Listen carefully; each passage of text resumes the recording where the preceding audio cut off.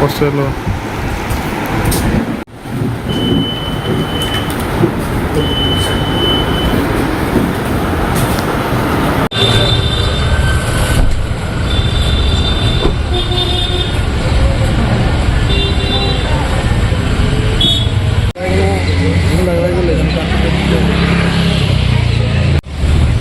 One of the vehicles was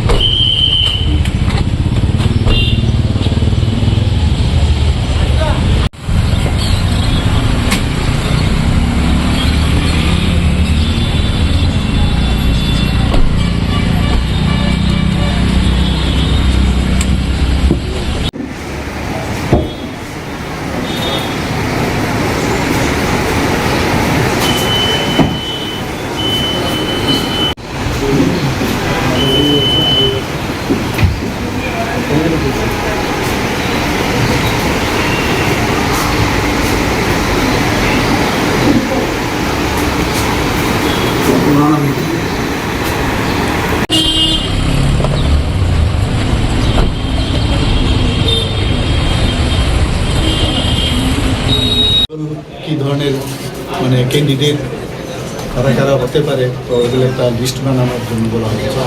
সেই বিষয়ে আলোচনা হয়েছে, অনেকগুলো প্রার্থীর নাম আজকে এখানে আলোচনা হয়েছে।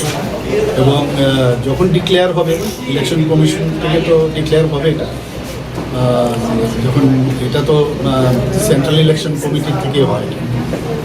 এটা গেল 1 নম্বর। আর 2 নম্বর হচ্ছে যে আমাদের এডিসি ইলেকশন নিয়ে আগামী দিন আমরা এডিসি ইলেকশনে কীভাবে আমরা চলবো, আমাদের রাজনৈতিকভাবে আমরা কিভাবে আমরা সামনের দিকে এগোবো, এই বিষয় নিয়ে আজকে আলোচনা হচ্ছে। দুটো বিষয়। বাই ইলেকশনে কতটা নাম রয়েছে? না, এখন অব্দি তো অনেকগুলো নাম তো অনেকেই মানে এসছে, এগুলো আমাদের তো যা সিস্টেম আছে, তো তার মধ্যে আমরা লিস্ট আমরা দিল্লিতে পাঠাবো।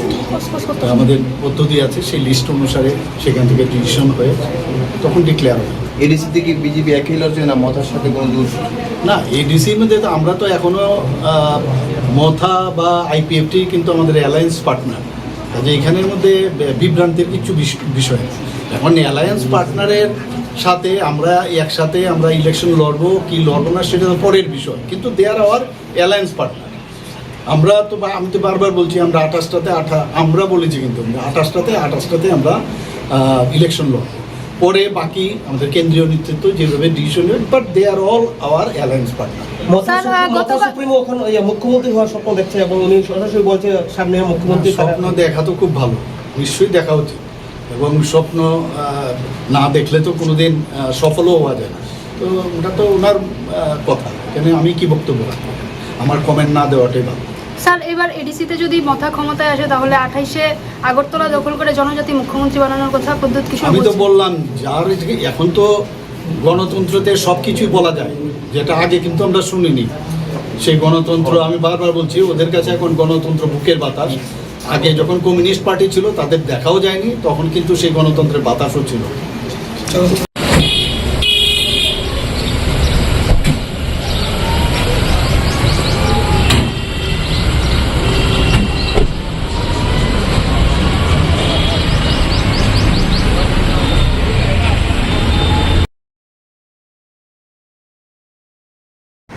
Porcelo.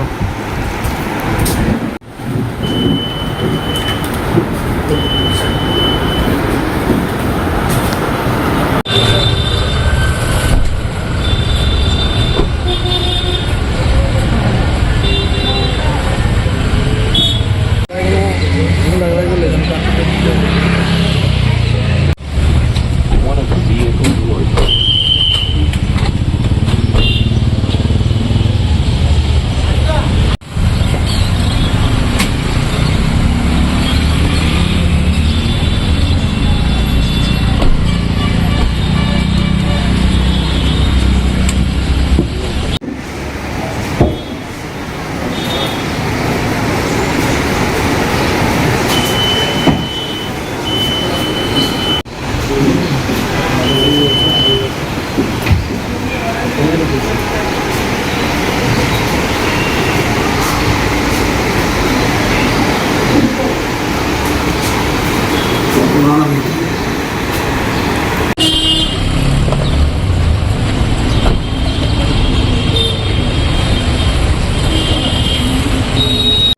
কী ধরনের মানে ক্যান্ডিডেট কারা কারা হতে পারে, তো ওগুলো একটা লিস্ট বানানোর জন্য বলা হয়েছে।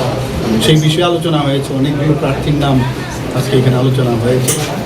এবং যখন ডিক্লেয়ার হবে, ইলেকশন কমিশন থেকে তো ডিক্লেয়ার হবে এটা, যখন এটা তো সেন্ট্রাল ইলেকশন কমিটির থেকে হয়। এটা গেল 1 নম্বর। আর 2 নম্বর হচ্ছে যে আমাদের এডিসি ইলেকশন নিয়ে আগামী দিন আমরা এডিসি ইলেকশনে কীভাবে আমরা চলবো, আমাদের রাজনৈতিকভাবে আমরা কিভাবে আমরা সামনের দিকে এগোবো, এই বিষয় নিয়ে আজকে আলোচনা হচ্ছে। দুটো বিষয়। বাই ইলেকশনে কতটা নাম রয়েছে?